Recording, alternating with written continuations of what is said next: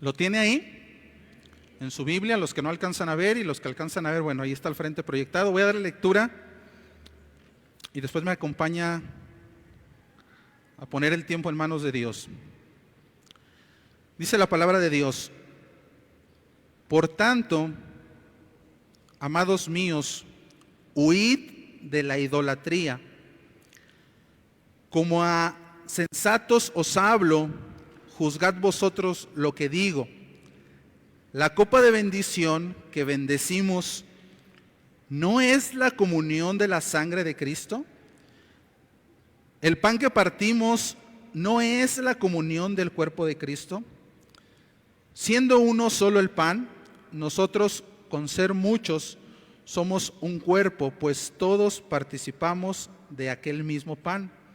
Mirad a Israel según la carne, los que comen de los sacrificios, ¿no son partícipes del altar? ¿Qué digo pues? ¿Que el ídolo es algo o que sea algo lo que se sacrifica a los ídolos? Antes digo que lo que los gentiles sacrifican, a los demonios los sacrifican y no a Dios. Y no quiero que vosotros os hagáis partícipes con los demonios. No podéis beber la copa del Señor y la copa de los demonios. No podéis participar de la mesa del Señor y de la mesa de los demonios. ¿O provocaremos a celos al Señor? ¿Somos más fuertes que Él? Pídale a Dios que nos ayude y nos bendiga con su palabra. Vamos a orar, mis hermanos.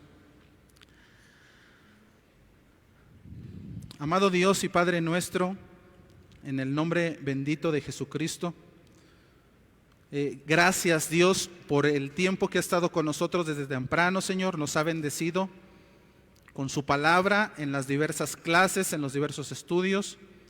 Padre, su presencia ha estado con nosotros en medio de la alabanza, el mover de su Espíritu Santo. Nos hemos gozado, Dios, en su presencia. Padre, y ahora seguimos rogando y en oración que usted bendiga este tiempo donde queremos estudiar de su santa palabra.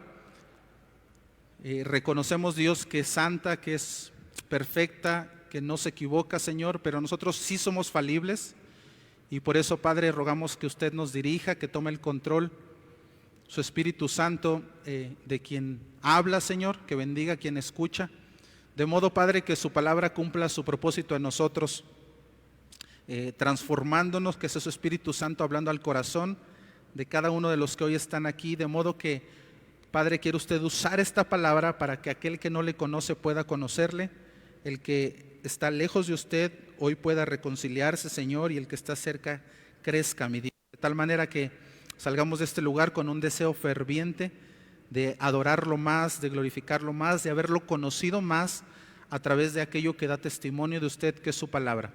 Por eso rogamos de su bendición, de su presencia con nosotros. Bendiga este tiempo, Padre Santo. Se lo pedimos, se lo imploramos, no en nuestros méritos, no porque lo merezcamos, sino en el glorioso nombre de nuestro Señor y Salvador Cristo Jesús. Y la iglesia de Cristo dice amén. Este texto que acabo de darle lectura de Corintio, el capítulo 10, recuerden que Pablo ha venido hablando acerca de las libertades que tenemos en Cristo. Nos dice, nosotros en Cristo ya no estamos bajo la ley, ahora tenemos ciertas libertades, pero cuidado que esas libertades las llevemos a libertinaje y las llevemos a pecado, que confundamos el tema de la libertad que tenemos en Dios con el tema del pecado. Nos advierte que tengamos cuidado porque el pecado delante de Dios no es justificable. Nosotros no podemos justificar delante de Dios nuestro pecado, decirle a Dios, Señor, sí pequé, pero pequé por culpa de, y le echo la culpa, ¿verdad?, ahí al hermano, al esposo, al vecino. No, nosotros hemos caído en la tentación y hemos pecado delante de Dios, por tanto no hay justificación, hay perdón. Ahí cuando nos arrepentimos hay perdón. Pero lo peor que podemos hacer es tratar de justificar nuestro pecado con Dios. Tenemos que decirle a Dios: Señor, pequé, te fallé, perdóname, no soy merecedor de tu perdón, pero ruego que la gracia de Cristo sea conmigo para que yo pueda ser limpio, y ayúdame a llevar esta situación. Ese es el tema de la tentación. En la semana pasada veíamos que este texto del capítulo 10, en el versículo 13, nos da esas herramientas para vencer la tentación. Y en este capítulo 10, Pablo ha venido hablando acerca de esas libertades, pero también de que, comparando con el pueblo de Israel que habían caído en ciertos pecados, él mencionaba, el apóstol, que el pueblo tuvo libertad, se confió y pecó. Y menciona los temas en los cuales el pueblo pecó. Él dice que cayeron en un tema de inmoralidad sexual, en un tema de murmurar, en un tema de tentar a Dios y en un tema de idolatría. 4 pecados que hicieron caer a una nación. Ahora, de estos 4 pecados que ha venido mencionando el apóstol, hay uno de ellos en el cual Pablo hace énfasis. No porque sea más peligroso que los otros, no porque sea más importante, pero sí nos dice: tengan cuidado con este pecado.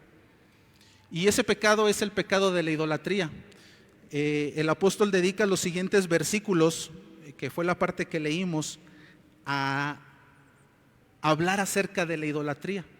Es como que dice: el pueblo cayó por muchos pecados, pero tengan especial cuidado con el pecado de la idolatría. Es un pecado grave.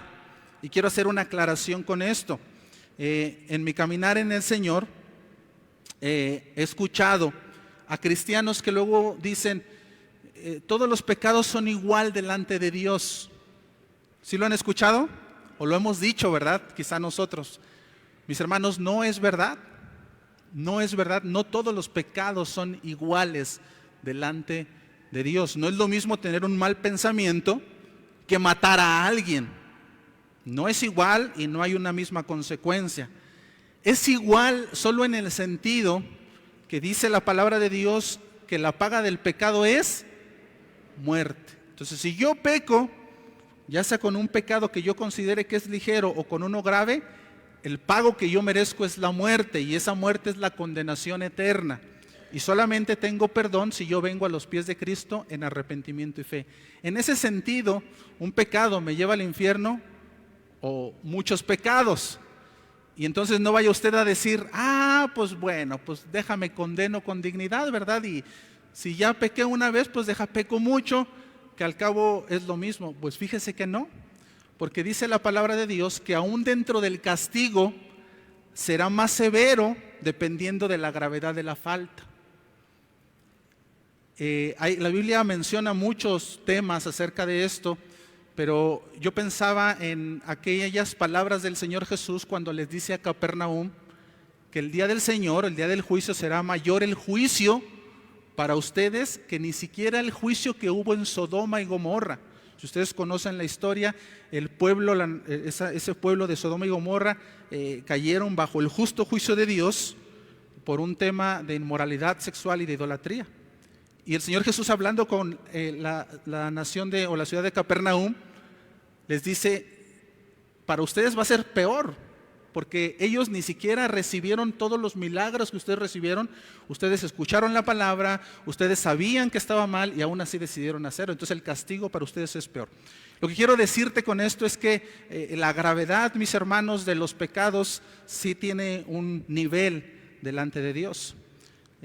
Incluso hay textos, por ejemplo en Apocalipsis 20, que nos habla de que seremos condenados, o serán evaluados o pesados nuestros pecados. Cada uno será en juicio, llevado a juicio según sus obras.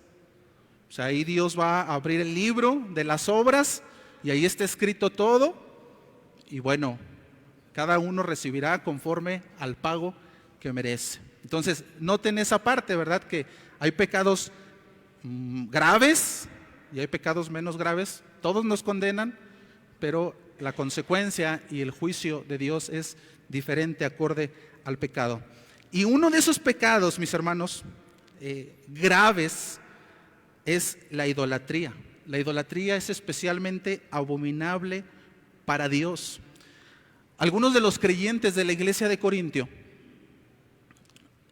en su libertad, decían, pues yo puedo ir a una fiesta pagana, no pasa nada, yo soy libre. Pero en medio de esa libertad ya no solamente iban y acompañaban quizá al familiar, empezaban a participar de las fiestas paganas, y ahora tenías a hijos de Dios, creyentes, gente convertida, gente de la iglesia, adorando a los dioses, llevándole la ofrenda, el holocausto. O sea, decían, somos libres, podemos participar.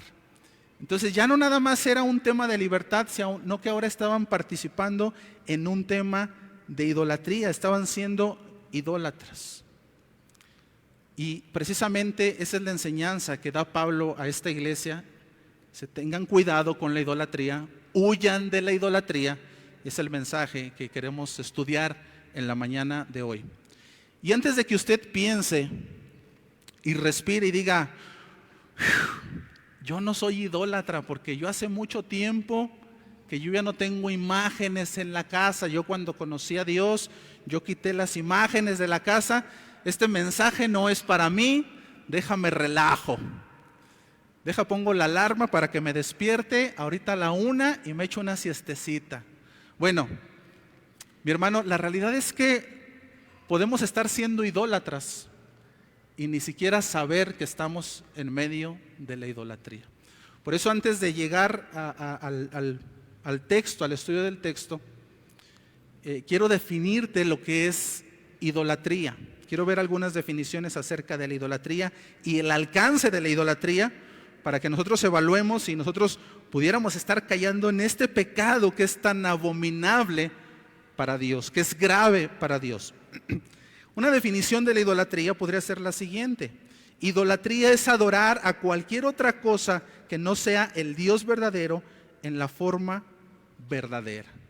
Es adorar cualquier otra cosa que no sea al Dios verdadero en la forma verdadera. Y hay varias definiciones. Quiero leerte la primera.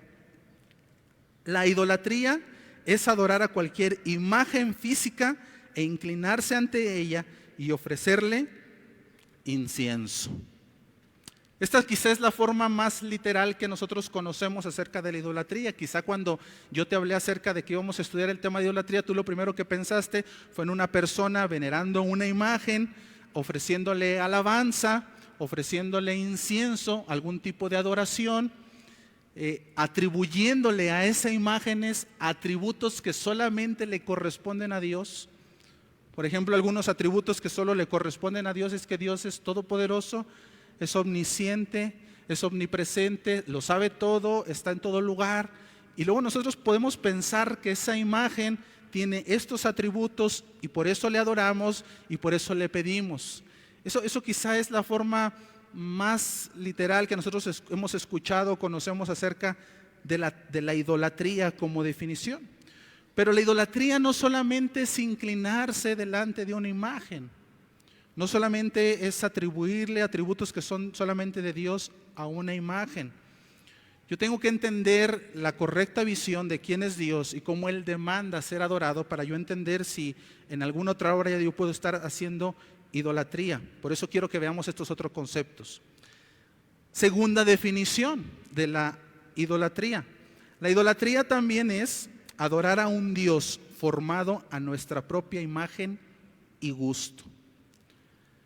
Lo voy a repetir: adorar a un Dios formado a nuestra propia imagen y gusto. A.W. Tozer dijo lo siguiente: un Dios engendrado a las sombras de un corazón caído no será semejante al Dios verdadero. Si yo me imagino cómo debe de ser Dios, mi corazón como es pecador, es caído, se va a imaginar a un Dios muy diferente al Dios de la Biblia. ¿Soy claro? Y somos muy dados, iglesia, a nosotros figurar al Dios que nos gustaría que fuera Dios. O sea, el Dios de la Biblia como que lo hacemos a un lado y decimos, no, yo creo que Dios es así, Dios es asá. Sí, pero ese Dios sale de tu corazón. Y el corazón, recuerda que es un corazón caído, es un corazón que tiene una naturaleza manchada. Déjame darte algunos ejemplos acerca de esto. Hay quien, por ejemplo, dice y piensa, Dios solamente es un Dios de amor. Y se enfoca en mensajes de Dios donde Dios muestra su amor, donde Dios muestra su compasión, donde Dios se muestra como Padre. Y para esa persona Dios solamente es amor. Pero entonces ese Dios que estás tú pensando que es Dios es un ídolo. ¿Por qué? Porque ese no es el Dios de la Biblia. Sí, el Dios de la Biblia es Dios de amor, pero también es un Dios de fuego consumidor, es un Dios justo. Y entonces con otros más atributos, muchos, miles de más atributos, pero entonces ya no es el Dios que yo me estoy imaginando que sea.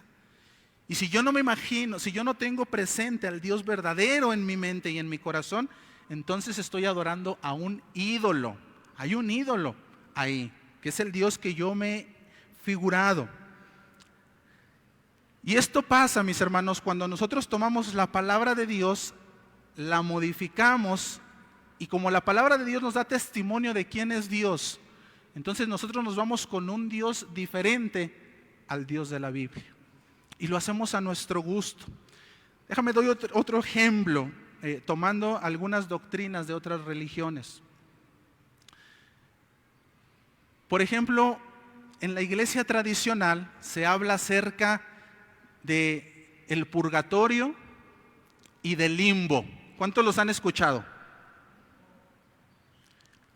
Hay otra religión, bueno, otras varias religiones que enseñan que cuando la persona muere, si está en Dios, pues se va a ir con Dios.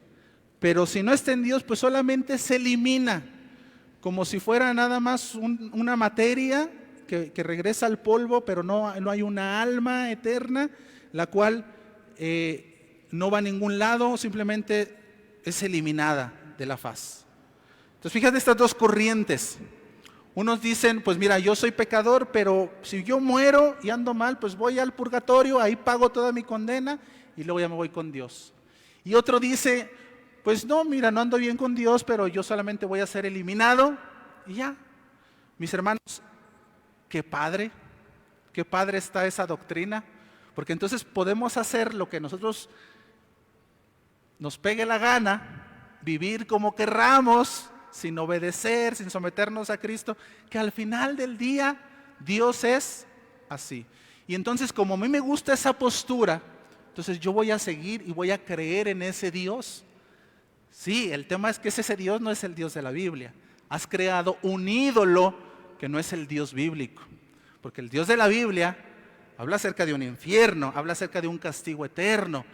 Es que Dios no podría, es que no has creído en el Dios de la Biblia.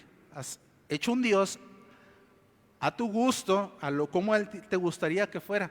Y ese ejemplo es un ejemplo que quizá todos podemos entender. Ahora eso llévalo a cualquier área de tu vida. ¿Cómo te gustaría que fuera Dios? Y le ponemos, ¿verdad? Y buscamos en internet esos mensajitos de TikTok que nos dicen esas cosas a nosotros, porque ese Dios sí me gusta. No, el que predica el hermano Alex, no, porque nada más nos habla de arrepentimiento y pues sí, mis hermanos, pero ese es el Dios de la Biblia. Yo qué más quisiera, ¿verdad? Que hablarte de puro amor y de que eres un campeón, pero no hay versículos de eso. O sea, vamos a en Corintios y ahorita toda la carta pues nos habla de correcciones, de situaciones. Tenemos que ser fiel a la Escritura. La verdad de Dios no puede ser acomodada a lo que a nosotros nos gustaría que dijera, porque entonces ahí estamos siguiendo un Dios diferente y eso es un ídolo. ¿Me siguen hasta aquí? Tercera definición, la idolatría es cuando adoramos al Dios verdadero de la forma errónea. Podemos creer en el Dios de la Biblia, pero podemos estarlo adorando de una manera equivocada. Cuando el pueblo de Israel hicieron el becerro de oro, no hicieron el becerro y pensaron, vamos a adorar un becerro. No hicieron el becerro y dijeron, vamos a adorar un dios egipcio. No, ¿qué dijeron? He aquí Jehová, el Dios que nos sacó de la tierra de Egipto. O sea, en su mente ese era Dios. Ellos crearon un Dios, en su corazón no había una mala intención, pero sí había una forma errónea de adorar a Dios. Y tenemos que tener mucho cuidado con eso, mis hermanos. La única manera en la que debemos de adorar a Dios es en la manera en la que Dios demanda ser adorado. Yo no puedo andar inventando el hilo negro diciendo Dios se le adora así. ¿Es bíblico como lo estamos adorando?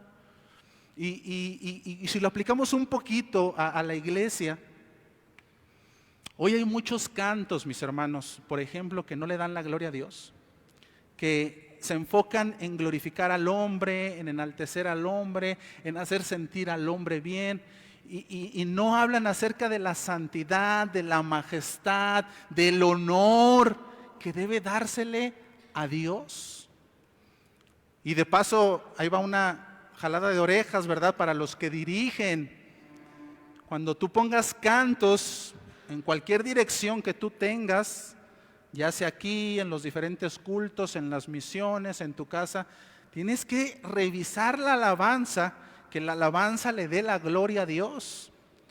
Porque hoy tú escuchas en iglesias, en internet, las alabanzas que hay, mis hermanos, se enfocan a que la persona se sienta bien.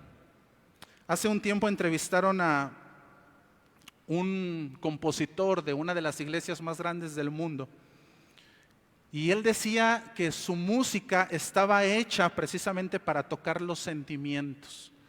Dice, no me importa tanto la letra, yo me enfoco en que la gente sienta, en mover los sentimientos.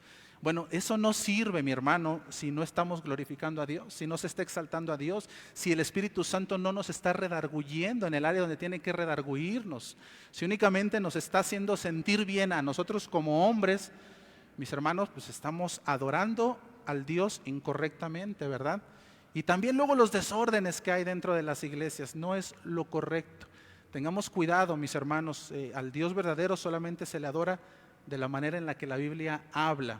Los hijos de Aarón, si tú recuerdas en el pasaje de Éxodo, adoraron a Dios con un fuego extraño. Dios les había dicho que únicamente el fuego que Él les iba a dar era el fuego que podían poner para el holocausto. Ellos hicieron su propio fuego y con ese fuego adoraron a Dios. Fueron consumidos en ese momento, porque no era la manera en que debía ser adorado. Entonces debemos de tener mucho más cuidado cómo adoramos a Dios. Incluso a veces en nuestra actitud está la alabanza, está la adoración y cómo está nuestro corazón. Si está inclinado porque estoy adorando a Dios, y a veces pecamos, ¿verdad? De eso.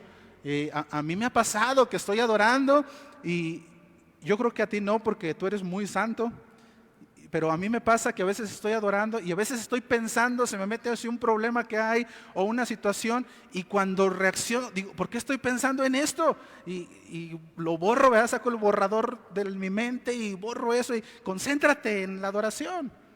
Y quizá no había una mala intención, pero ya no estoy adorando a Dios de la manera correcta. Entonces, ese tema, mi hermano, adorar al Dios verdadero, pero de una manera incorrecta, no es idolatría también. Cuarta definición, la idolatría es cuando cualquier cosa que no sea Dios recibe nuestro principal interés. Cualquier cosa que no sea Dios recibe nuestro principal interés o contribuye a disminuir en algún grado nuestra confianza y lealtad con Dios. Esto no necesariamente tiene que ser un pecado, pero sí puede ser alguna situación que me quita a Dios del primer lugar de mi vida. O ya no tengo esa comunión tanta con Dios, o ya no cumplo con Dios como debería de cumplir, porque esta cosa que me está ahí metiendo, que me gusta, me quita lo que yo debería de tener con Dios. Y esto puede ser cualquier cosa, no necesariamente pecado, pero cualquier idea, filosofía, hábito, ocupación, deporte. Y le hago así porque luego unos me dicen, hermano, es que me fui al fútbol. El deporte, mi hermano, no es que andes mal, pero pues ya te quitó tu tiempo de adoración, de la presencia de Dios. Mis hermanos, yo sé que tú puedes adorar a Dios desde casa. Yo sé que tú puedes orar a Dios desde casa. Yo sé que tú puedes ver la transmisión de la predicación desde tu casa. Eso no es malo en sí mismo. Pero Dios ha prometido estar de una manera especial en medio de la adoración y la alabanza de su pueblo. Y esa misma esencia no está en ese momento. Claro, hay situaciones donde quizá me enfermé y estoy, pero Dios conoce tu corazón. Y entonces yo ya me perdí de la presencia especial que Dios tenía para mi vida, porque lo cambié por cualquiera de estas cosas, porque no era mi prioridad. El trabajo, y entiéndase, obviamente que si hay una necesidad de trabajar y el domingo pues tengo que, bueno, no, Dios conoce tu corazón, ¿verdad? Pero si me preguntaron, oigan, ¿quién se quiere quedar? Y yo ya tenía mi semana cubierta y yo dije, ay, el domingo al cabo me salvo de ir a la iglesia, y le dije al supervisor, apúntame para yo quedarme, pues ya estamos cayendo en un tema de que yo prefiero el trabajo, ¿verdad? O quiero hacer más, quiero acumular más. Mis hermanos, la escuela puede ser un ídolo. Jóvenes, yo sé que te dejan mucha tarea. Yo conozco que los maestros hay que reprenderlos en oración. Muchos son malos, pero eso no es pretexto para no venir a adorar a Dios. Muchos de aquí fuimos a la escuela. ¿Y tú crees que los papás permitían que no fuéramos a la iglesia por quedarnos a hacer algo? No, eso jamás. ¿Sabes qué les decían los papás? Yo llegué a escuchar aquí a papás que le decían a sus hijos, es que tengo mucha tarea, Bueno, primero se va a la iglesia, adora a Dios, y luego se va a la casa a hacer la tarea. Y tiene todo el día y toda la noche para hacer su tarea. Pero primero, lo primero, adorar a Dios. Porque si no, entonces eso se convierte en un ídolo. Y el tiempo se va recreando, se va haciendo. Nada más que lo que no tenemos claro es el tema de prioridad y de verdadera importancia en nuestra vida. Eso es lo que hay que ajustar.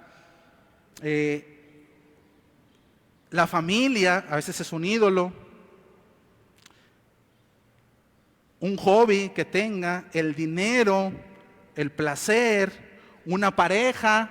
Hay quien dejan a Dios por irse con una mujer. Hay mujeres que dejan a Dios por irse con un hombre, conocen un novio y ese novio no es cristiano, se van. Es idolatría, todo eso. Las cosas materiales, el intelecto, yo por estar leyendo, informándome, no oro, no tengo comunión con Dios.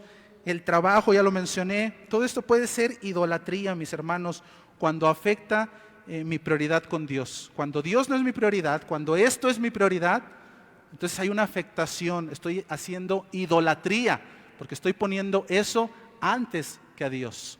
O cuando eso quita, disminuye, mengua en mí mi tiempo de adoración, mi comunión con Dios. No necesariamente que sea mi primer lugar, pero sí me quita, me resta, y entonces eso es un ídolo. Y mi hermano, Dios conoce tu corazón. Dios conoce tu corazón, ¿cómo estás tú con Dios? Si tú dices, hermano, es que tengo situaciones, no es decirte, aquí tienes que estar todos los días. No, si tú estás bien con Dios, si Dios es tu prioridad, evalúalo tú, pero tú entiendes lo que estoy tratando de decir. Tú sabes, tú evalúa tu corazón si hay algo fuera que no es Dios, que sea tu primer lugar, porque entonces ahí es idolatría. Quinta definición. La idolatría es cuando no confiamos o difamamos el carácter de Dios. Mis hermanos, nosotros decimos, todo está en manos de Dios, ¿sí o no? Dios tiene el control de todo. Luego hasta dicen por ahí, ¿verdad? Bueno, citan a Cervantes para decir que una hoja del árbol, ¿verdad?, no cae. Pero es verdad, Dios tiene el control de todo. Ahora, el tema es, mis hermanos, que cuando viene la prueba a nuestra vida, Cuando viene una situación complicada, se nos olvida eso. Se nos olvida eso y entonces empezamos a desconfiar del amor de Dios, del poder de Dios, de la promesa de Dios. Cuando no estamos en esa situación, somos bien buenos para dar consejos. Cuando alguien más está en una situación, no, mira, Dios tiene el control de las cosas, no te preocupes. Pero cuando nosotros la estamos viviendo, es que Dios, ¿por qué permite esto? ¿Acaso Dios ya me abandonó? ¿Y dónde está tu confianza? ¿Dónde está tu fe? ¿Por qué piensas que Dios no puede? Y entonces ahí soy idólatra porque estoy pensando, no estoy confiando en lo que Dios va a hacer. Así sea que sea un mal para mí, así sea que sea una situación que vaya a menguar mi vida. Yo tengo que confiar en que estoy en manos de Dios. Que estoy enfermo, pues gloria a Dios, que estoy enfermo, Dios lo permitió de esa manera. Dicen que una vez iba llegando una señora ya grande, cristiana, al doctor, muy dañada, muy enferma, la venían sosteniendo, ella venía cojeando y el doctor le dice, ¿cómo está? Y le dice, muy bien, estoy perfecto. Y el doctor se quedó, dice, ¿cómo me dices que estás perfecta si te estoy viendo? Ah, mi cuerpo, no, ese sí está bien amolado, pero mi alma está muy bien en Dios. Esa es la confianza en Dios. Señor, estoy menguando, tengo una situación complicada, pero tú tienes el control, yo voy a hacer las cosas bien en ti, voy a orar y Señor, tu nombre va a ser alabado. Cuando me salgo de ahí, mi hermano, hay un corazón idólatra que no confía en Dios, que no confía en su amor, que no confía en su promesa, que no confía en su poder, que no tiene límite. Sexta definición, la idolatría es adorar a cualquier ser o cosa creada. A diferencia del primer punto, aquí puede no haber necesariamente imágenes. Aquí entra, iglesia, cualquier tipo de deidad, santos, vírgenes, ángeles, ya sean caídos o celestiales, no deben de ser adorados. Adorar a la muerte, adorar a los demonios, adorar a los muertos, es idolatría. Todo eso, cualquier cosa, es idolatría. Séptimo, la idolatría es también vista en codicia y un deseo desordenado de lujuria o de fornicación. Efesios 5:5, no lo busque, pero ahí lo define, dice, el deseo desordenado de fornicación y el deseo de la codicia es idolatría. ¿Por qué? Porque son deseos tan materiales, tan carnales, que llevan tu mente a estarte concentrando únicamente en esos deseos, que ahora esos deseos son tus ídolos. Hacer eso es tu ídolo y puedes dejar a Dios a un lado con tal de cumplir esos deseos, el tema de la codicia y el tema de la fornicación. Entonces, esa es la definición de idolatría y hay muchos más. Yo sé que hay más alcance todavía, pero nos llevaría la hora en seguir extendiéndonos en esto. Ahora, lo que quiero que veas es que idolatría es mucho más que solamente arrodillarse, adorar a una imagen física. Va mucho más de eso. Incluso nuestro interés pudiera ser idolatría, no necesariamente en pecado. Ahora, la consecuencia de la idolatría, iglesia, es lo que debe de preocuparnos. Es lo que nosotros debemos de decir, ah, caray, es serio. Pablo lo explica a la iglesia de Roma en Romanos capítulo 1, versículo 24, acerca de la consecuencia de la idolatría. Versículo 24 y 25, dice la palabra de Dios, por lo cual también Dios los entregó a la inmundicia en las concupiscencias de sus corazones, de modo que deshonraron entre sí sus propios cuerpos, ya que cambiaron la verdad de Dios por la mentira, honrando y dando culto a las criaturas antes que al Creador. Lo que acabo de mencionar, damos culto, honor a lo creado antes que al Creador, el cual es bendito por los siglos. Amén. Ahora, ve la consecuencia de esto. Versículo 28 del mismo capítulo 1. Y como ellos no aprobaron tener en cuenta a Dios, Dios los entregó a una mente reprobada para hacer cosas que no convienen. Y luego menciona cuáles son esas cosas que no convienen. Dios los entregó a una mente reprobada. O sea, el resultado de la idolatría es que Dios los entrega a su propio pecado. Mis hermanos, yo no puedo pensar en una peor consecuencia del pecado, que Dios te suelte. ¿Qué quiere decir eso, que Dios los entregó? Nosotros somos pecadores, mis hermanos, nosotros somos malos. Nuestro corazón siempre está orientado a hacer lo malo. Nuestros pensamientos, nuestros actos, nuestras obras siempre son de conducta a hacer lo malo. Si Dios no interviene en un punto de tu vida, tú vas a seguir haciendo lo malo y va a ser de mal en peor. Si Dios no interviene en nuestra vida para cambiar ese corazón, nos vamos a ir a la deriva en el pecado. Bueno, lo que dice este texto es, Dios ya los dejó.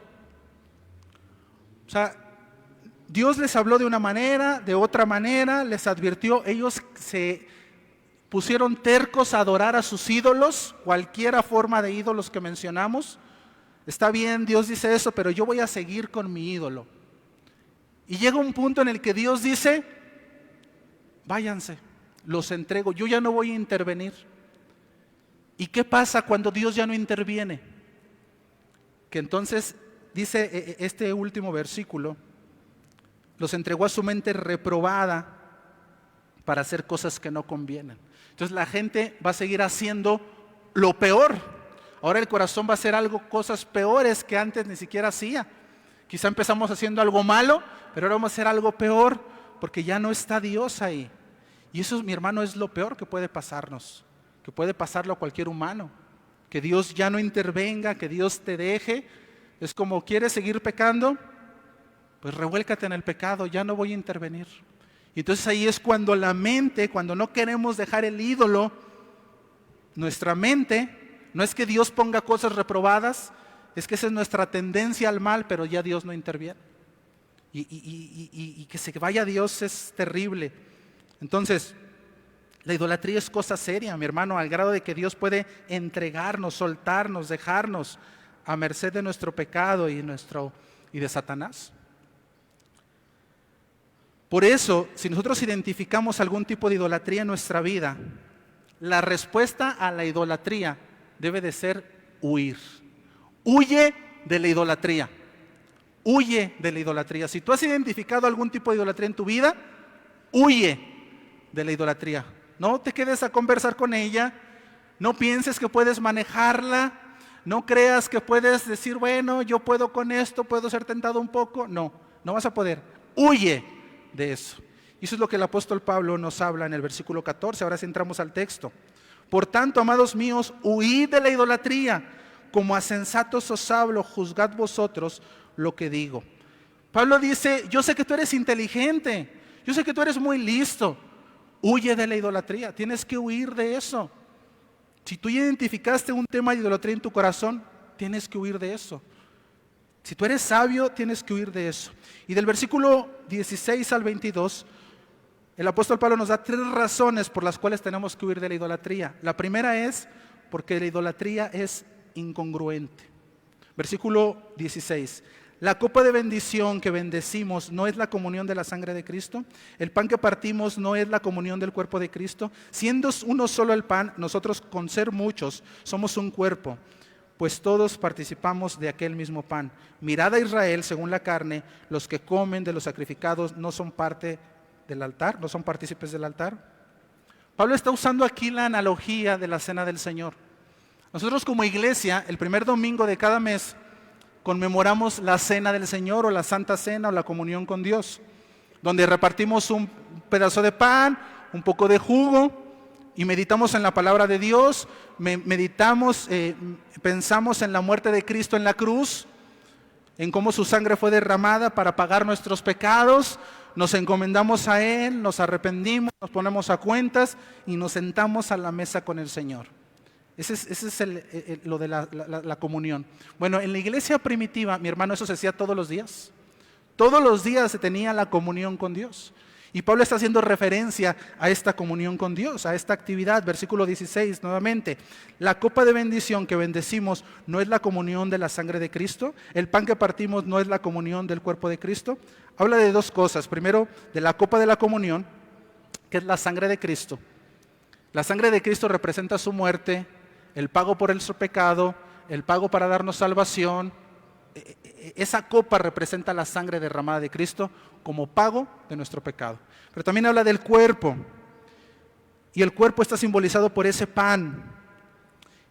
Y así como la sangre representa la muerte, el pan representa la vida de Jesús.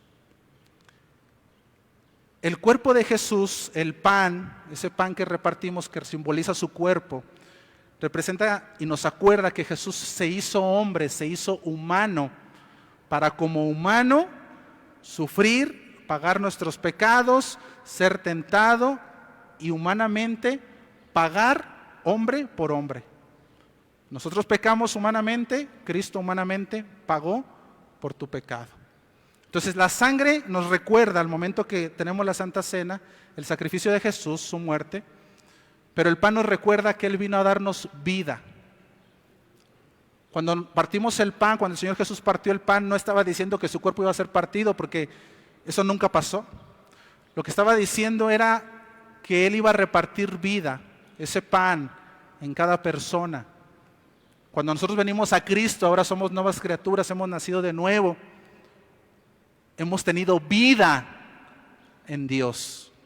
Entonces cuando nosotros repartimos ese pan y ese jugo, nosotros debemos de pensar en la sangre y en el cuerpo de Cristo, en aquello que pagó nuestro pecado y en aquello que nos ha dado vida en Cristo Jesús. Amén. Ahora, dice dos cosas en este texto, en el versículo 16. La copa de bendición que bendecimos no es la comunión de la sangre de Cristo. Se está hablando en una pregunta retórica, está haciendo una afirmación. En otras palabras, él está diciendo, la copa es la comunión con la sangre de Cristo. Y luego la siguiente pregunta es, ¿no es la comunión del cuerpo de Cristo el pan? ¿Y el pan no es la comunión con el cuerpo de Cristo? ¿Qué está diciendo el apóstol? Que cuando nosotros repartimos el pan y el jugo, estamos teniendo en ese momento una íntima comunión con Cristo y con los santos de Dios. ¿No es la sangre la comunión con Cristo? ¿No es el pan la comunión con el cuerpo de Cristo? Entonces, en ese momento, mis hermanos, cuando nosotros estamos tomando la Santa Cena, estamos participando en la manera más íntima con Cristo y al mismo tiempo con los hermanos que están participando junto con nosotros. Es un tiempo de unidad, mi hermano. Es un tiempo donde nosotros, es una realidad que el Espíritu Santo está aquí, que la presencia de Cristo está aquí con nosotros. Y por medio de ese pan y ese jugo, el Espíritu Santo sensibiliza nuestro corazón y nos lleva a la realidad de que somos uno en Cristo y uno con su pueblo. Eso es lo que pasa. Por eso ni siquiera se debería de decir, mi hermano, si usted no está bien con Dios, no tome la Santa Cena. Porque si yo entiendo lo que significa, que es mi unidad con Cristo, pues ni siquiera me atrevería, ¿verdad? Lo que debería de hacer es, Señor, perdóname, para que pueda entonces ser parte de ese cuerpo, sentarme con manos limpias delante de ti. Es un momento de comunión, mi hermano. Y eso es lo que expresa el versículo 17. Siendo uno solo el pan, ¿cuántos panes hay? ¿Y qué es el pan? El cuerpo de Cristo. Siendo uno solo el pan, nosotros, con ser muchos, ¿cuántos somos aquí? Muchos. Somos un cuerpo. ¿Cuántos cuerpos? Uno. Pues todos participamos de aquel mismo pan. O sea, yo cuando participo, soy parte del cuerpo, soy parte del mismo pan. ¿Qué está diciendo el apóstol? Dice, miren, iglesia, cuando es el tiempo de la Santa Cena, y no nada más en ese tiempo, así debe ser siempre, hay una comunión, hay una unidad. ¿Entre quién y quién? Entre Cristo, tú y el pueblo. Se hacen uno. Es uno solo, un mismo cuerpo, un mismo pan. Hay una unidad. Eres de Él y eres parte del cuerpo. Y de paso, iglesia, yo he escuchado a hermanos que dicen, yo sí creo en Cristo, pero yo no creo en la iglesia, por eso yo no me congrego. Es más, no es necesario ir a la iglesia para estar bien con Dios. ¿Ha escuchado esto? Mis hermanos, ese es un error y una mentira de Satanás. Porque, ¿qué está diciendo? Somos un mismo pan. somos un solo cuerpo, no somos un cuerpo y luego hay pedacitos de cuerpo allá, no, un solo cuerpo. Y está hablando de una iglesia local, porque tampoco puedo decir, bueno, sí, pero yo no pertenezco a una iglesia, yo soy de la Iglesia Universal de Cristo. O sea, cuando Él venga, viene por mí aunque yo no me congregue. No, mi hermano, todas las cartas del Nuevo Testamento hacen referencia, le están hablando a una iglesia local. Cuando te dice, ama a tu hermano, pues, ¿para qué te lo dice si no es necesario congregarse? Cuando te dice, disciplina al hermano, pues ¿para qué me lo dice si no es necesario congregarse? Todo el enfoque, mi hermano, de todas las cartas dan por sentado de que tú perteneces a ese cuerpo, a esa iglesia local. Y claro, hay muchas iglesias locales, todas somos un mismo cuerpo. Pero en específico hay una iglesia a la cual tú tienes que pertenecer, que es parte ahí sí de la iglesia de Dios. Pero yo no puedo decir, yo puedo vivir aislado, o yo puedo amar a Cristo, pero al cuerpo no. No. Eso, ¿sabes qué significa? Que no eres parte del cuerpo de Cristo. Así de sencillo, no eres parte del cuerpo de Cristo. Yo no puedo decir, yo soy de Cristo, pero no estoy en la iglesia. Pues entonces, o tú estás mal, o la Biblia está mal. Pero yo creo que la Biblia no está mal. Somos un solo pan, somos un solo cuerpo. Y eso es lo que está diciendo el apóstol en el versículo 17. Ahora, con eso como contexto, en el versículo 18 ahora Pablo da otra ilustración para darnos la enseñanza. Dice, mirad a Israel según la carne, los que comen de los sacrificios no son partícipes del altar. Ahora habla del cuerpo de Israel. Los judíos, mis hermanos, cuando ofrecían el sacrificio de lo que iban a ofrendar, de ese animal sacrificado, esa ofrenda se dividía en tres partes. Una ofrenda se quemaba en el altar, era la ofrenda a Dios. La otra tercera parte se daba a los sacerdotes y la otra parte se daba a las personas que ofrendaban, ellos la comían. De esa manera estaba pasando lo mismo que pasaba en la cena del Señor, o pasa ahora en la cena del Señor. Se estaban haciendo un mismo cuerpo entre los sacerdotes, entre los que ofrendaban y Dios. Es un mismo cuerpo. Entonces, tanto la cena del Señor como las ofrendas que ofrecían los judíos se hacían uno con el Dios que estaban ofrendando. Y lo que Pablo está diciendo aquí es, cuando nosotros idolatramos algo, cuando adoramos algo, y esta es la enseñanza, tú eres uno con ese que estás adorando. Y nos da los dos ejemplos, de la cena del Señor y el del pueblo de Israel. Yo soy uno al momento que adoro con el que estoy adorando y soy uno con los que están a mi alrededor adorando. Por eso es incongruente la idolatría. Yo no puedo ser hijo de Dios, participar, ser uno con Cristo y con el pueblo y al mismo tiempo ser uno con aquello que estoy idolatrando. Eso es imposible, eso es una incongruencia.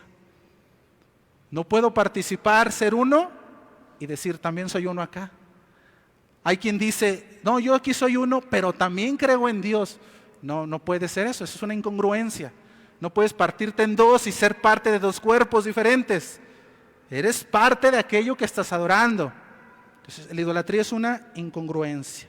Entonces, Pablo nos dice, huye de la idolatría porque es una incongruencia. Segunda enseñanza, huye de la idolatría porque es demoníaca. Y se pone más feo la cosa. Versículo 19. ¿Qué digo pues? ¿Que el ídolo es algo?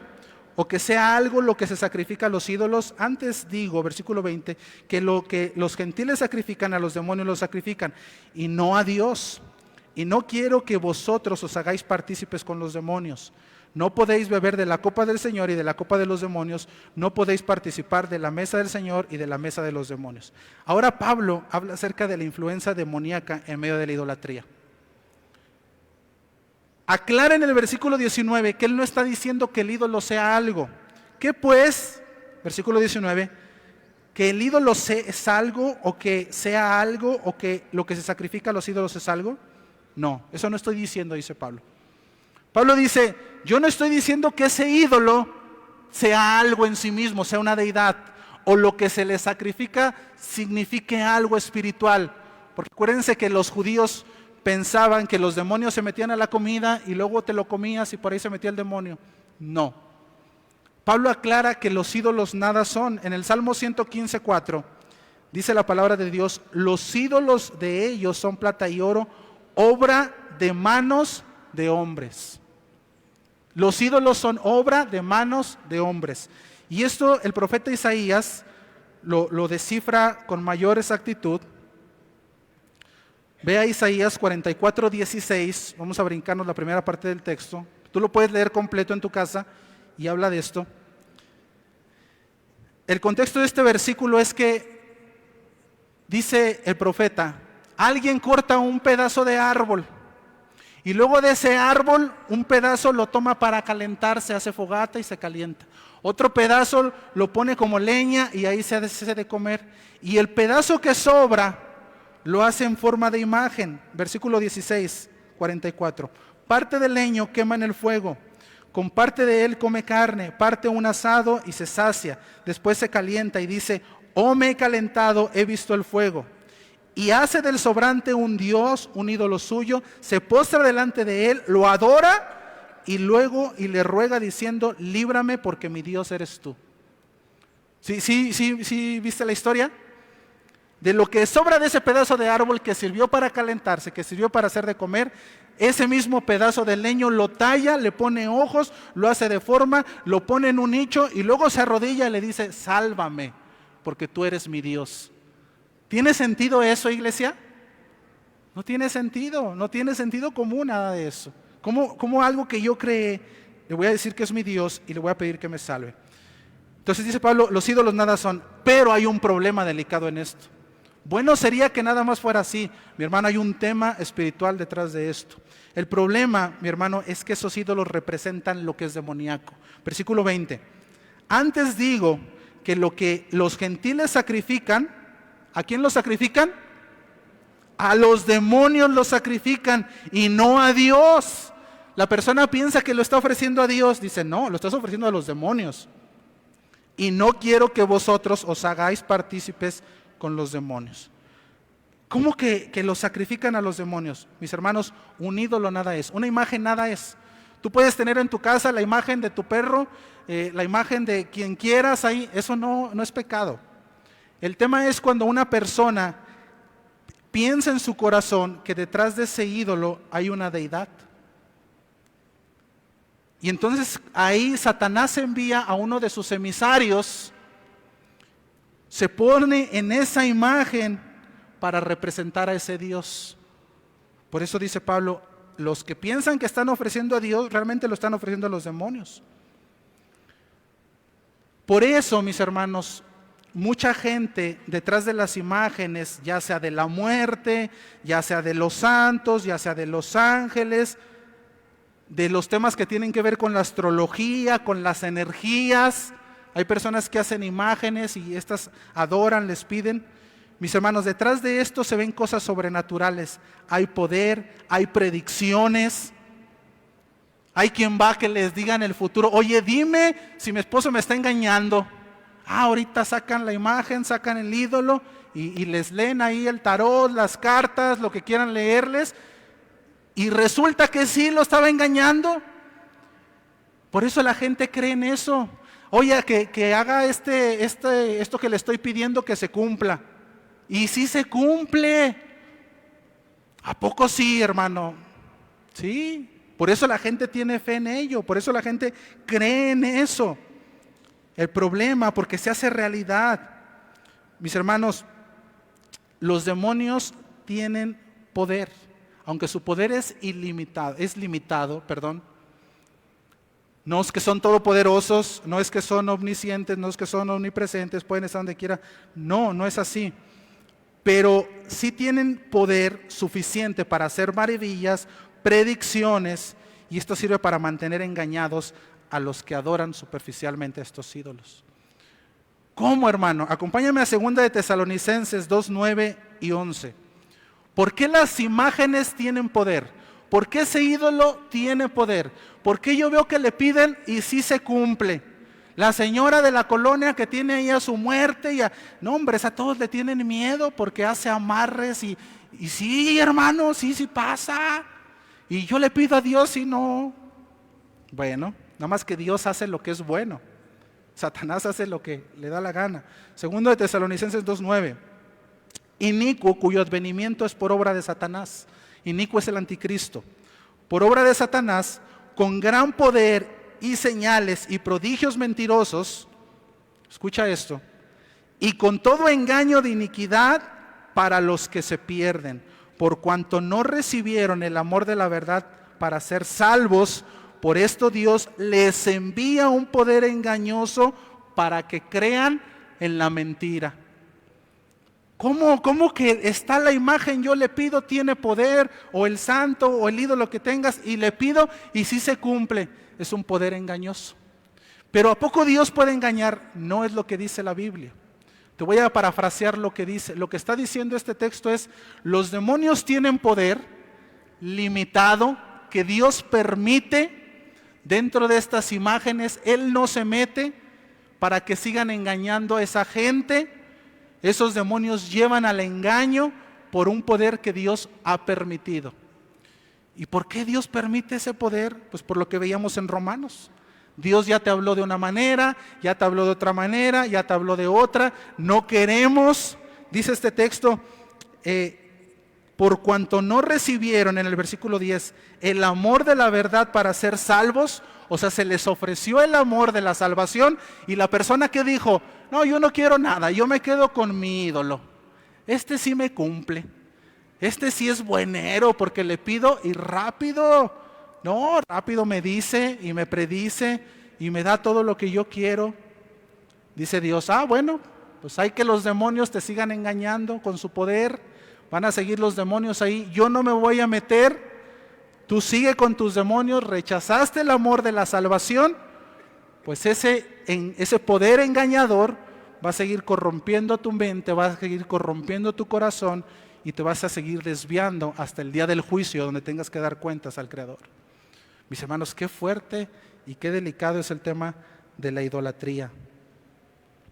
Dice en la segunda parte del versículo 21: no podéis beber la copa del Señor y la copa de los demonios, no podéis participar de la mesa del Señor y de la mesa de los demonios. Cuando nosotros tenemos esa comunión, mi hermano, con esos ídolos, yo no puedo tener comunión con Dios. Eso es imposible. Tenemos que tener cuidado con ese tema, porque es un tema demoníaco. Claro, Satanás se disfraza. Ten cuidado con esos ídolos. Los cristianos, mi hermano, no podemos ser poseídos.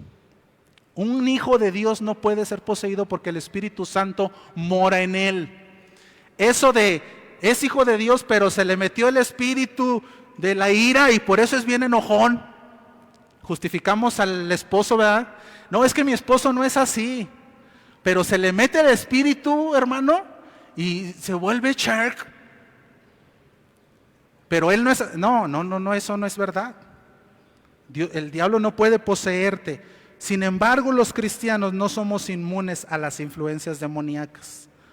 Cuando ignoramos hacer la voluntad de Dios, cuando Dios ya te está hablando y te está diciendo cambia, quita, y ignoramos esa parte, ignoramos obedecer y andamos coqueteando con las cosas de Satanás, levantando ídolos de alguna clase, como lo que veíamos al principio, nos abrimos a la influencia demoníaca. Déjame darte un ejemplo de esto. Cuando Pedro reprendió a Ananías y a Zafira, un matrimonio cristiano que servía en la primera iglesia de Cristo, les dijo esto, Hechos 5:3. Y le dijo Pedro a Ananías: ¿por qué llenó Satanás tu corazón para que mintieses al Espíritu Santo y sustrajeses del precio de la heredad? Ananías y Zafira tenían un ídolo. ¿Cuál era ese ídolo? La codicia. La codicia y la fornicación son ídolos, según Efesios 5:5. Estos hombres tenían el ídolo de la codicia.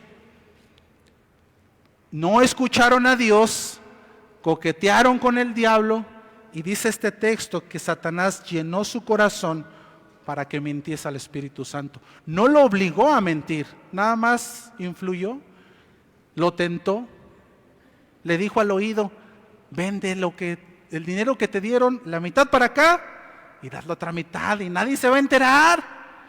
Y dijo Ananías: qué listo soy. Y le mintió al Espíritu Santo. Había un pecado de idolatría, por eso murieron. A veces decimos: ay, Dios es muy duro porque ¿a poco nada más por una ofrenda? No, es lo que había detrás de esta ofrenda. Era un corazón idólatra. Y detrás de la idolatría, ¿quién está? Satanás. Y era el ejemplo de Dios diciéndole a la iglesia, cuidado con la idolatría, porque va a pervertir al pueblo.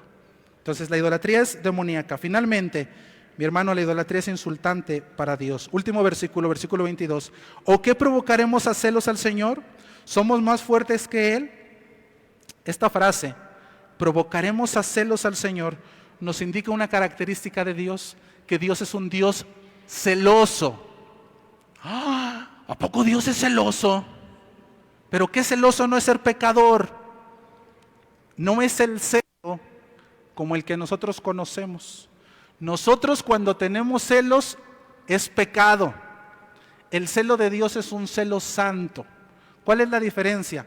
El celo de nosotros, mi hermano, busca saciar algo propio. Yo puedo sentir celos de que a mi mujer le está hablando un hombre y vente para acá, es mi hermano, ¿qué te pasa? Ay, perdón. Y es un celo de pecado, de envidia. El celo de Dios tiene que ver con el amor y la justicia. ¿Qué significa eso? Dios tiene celo por su pueblo, de tal manera que cuando Dios ve que el pueblo anda en pos de dioses ajenos, Él nos ama tanto que va a decir, se van a perder, no puedo permitir eso. Su celo va orientado a la justicia y al amor por su pueblo. Y entonces dice, les voy a jalar las orejas porque tengo celos de ellos. No porque tengo envidia del ídolo, el ídolo nada es. No porque yo necesito que me adoren. Mi celo tiene que ver con el amor al prójimo. Ese es el celo santo. Mi celo evita que éste se vaya con un ídolo ajeno. Ese es el celo santo de Dios. Nada que ver con la envidia que nosotros sentimos cuando sentimos celos. El celo de Dios tiene que ver con el amor y la justicia, reitero. Y ese celo, mi hermano, nos ayuda a no irnos en pos de ídolos. La nación de Judá empezó a servir a dioses ajenos, sirviéndoles y adorándolos.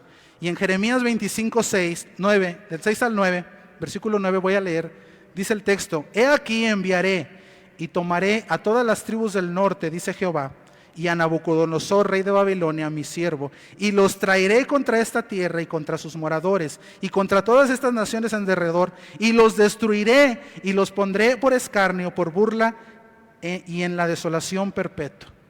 Dice, por cuanto andan de idólatras, viene un pueblo que los va a castigar. Mis hermanos, Dios reprende la idolatría por su celo, porque Él no va a dejar que nos perdamos. Y es bueno que Dios tenga ese celo. Si Dios no tuviera ese celo por nosotros, pues ándate en pos de cualquier ídolo, no me importa. Dice Dios, no, pero yo te amo tanto para que no te pierdas, que mi celo no va a permitir que te pierdas. Pero tengo que jalarte las orejas para que entiendas, por cuanto se te ha hablado y no has entendido. Y lo que Pablo está diciendo es, ¿vamos a provocar a celos a Dios? ¿De verdad tienes ganas de provocar a celos a ese Dios siguiendo a los ídolos? Que ya te dijo Dios está mal, pero tú te empecinas a seguir con esos ídolos. Cualquiera de las ramas que hemos visto, no solamente una imagen de talla. ¿De verdad tú quieres retar a celos a Dios? Porque ve lo que le pasó al pueblo. Y termina con esta pregunta Pablo, ¿acaso somos más poderosos que Dios? ¿Somos más fuertes que Él para poder llevarlo a celos? El que hace idolatría, mi hermano, piensa que es más fuerte que Dios. No, hermano, ¿cómo? Sí, porque Dios te está diciendo, no sigas ese ídolos. Si lo sigo, soy un Dios celoso, pues no me importa. Pues lo único que estás diciendo es yo soy mejor, yo soy más fuerte que Dios, no pasa nada. Y entonces retamos a Dios con la idolatría que es demoníaca. Mis hermanos, Dios no va a permitir que la idolatría se quede sin castigo, ni siquiera a los que somos hijos de Dios no escaparemos una fuerte reprimenda si persistimos en adorar alguna clase de ídolos. Los corintios persistieron en tener ídolos y muchos murieron y muchos se enfermaron. Entonces, huye de la idolatría, huye. Si tú identificas una área de idolatría en tu vida, huye. ¿Por qué? Porque es incongruente, es demoníaca y es insultante para Dios. Mi hermano, y termino con esta pregunta: ¿hay algún tipo de idolatría en tu corazón? Examina tu corazón. ¿Hay algún idolito que tengas por ahí enterrado en tu corazón que no has querido sacar, que no has querido arrancar? Mi hermano, que Dios nos ayude a examinarnos si estamos siendo idólatras en alguna forma en nuestra vida, no necesariamente con imágenes de talla, sino en cualquier área de nuestra vida, y que Dios nos ayude a cambiar y a quitar eso que necesitamos quitar para tener una buena comunión con Dios y con su pueblo. Amén. Póngase de pie, vamos a hacer una oración.